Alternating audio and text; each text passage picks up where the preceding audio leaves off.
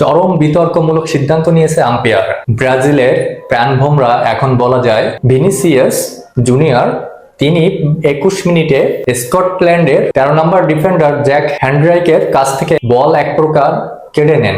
নিয়ে তিনি গোলের মুখে ছুটে যান এবং বিদ্যুতের গতিতে গোল করেন। গোল করার পরে হঠাৎ করে আম্পায়ার বাঁশি বাজান। তারপরে উনি ভিআর এর সহযোগিতা নেন। সহযোগিতা নিয়ে দেখেন যে এটা গোল নয়। এটা কেন গোল নয়? এটা কি হয়েছে যে ভিনি তাকে পিছন থেকে ফোর্স করছে এবং তার পা দিয়ে তাকে ফেলে দিয়েছে।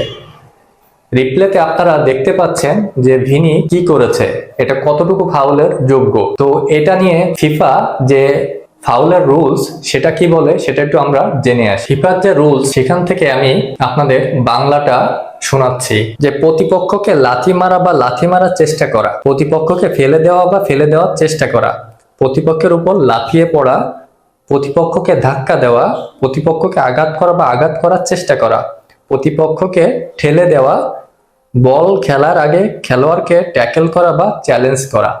এইটা ফিফার রুলস আছে। আরো কয়েকটা রুলস আছে যে যেমন প্রতিপক্ষকে ধরে রাখা বা প্রতিপক্ষ দিকে থুতু ছোড়া বা কামড় দেওয়া, ইচ্ছাকৃত হাতে বল ধরা, এগুলো ফাউলের আয়ত্তে। এবং আরো একটা ধাক্কা দেওয়ার বা বাধা দেওয়ার যে রুলসটা সেটা হচ্ছে বল ছাড়া অন্য কোনো খেলোয়াড়কে ইচ্ছাকৃত ধাক্কা দেওয়া, কনুই দিয়ে আঘাত করা বা পথ আটকে দাঁড়ানো বা ফাউল। এই রুলস গুলোর ভিতরে কি ভিনি যে ফাউলটা করলো সেটা কি এর আয়ত্তে পড়ে?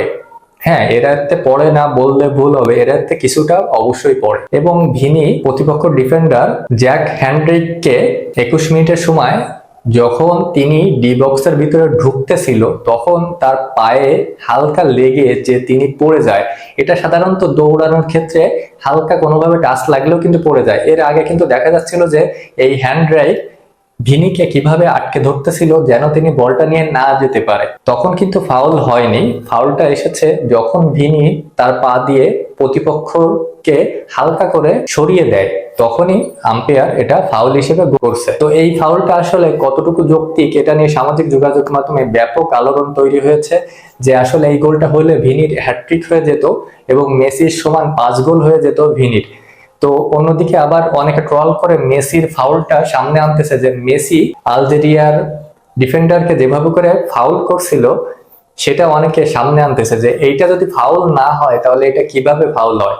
তো আসলে অনেক সময় আম্পায়ারদের কিছু কিছু ভুল সিদ্ধান্ত থাকে। তো এই ভুল সিদ্ধান্তগুলো অবশ্যই যদি দূর করা যায় তাহলেই ফিফা হবে একদম দুর্নীতিমুক্ত। আপনার কাছে কি মনে হয় অবশ্যই জানাবেন। ভালো লাগলে পাশে থাকবেন। ধন্যবাদ।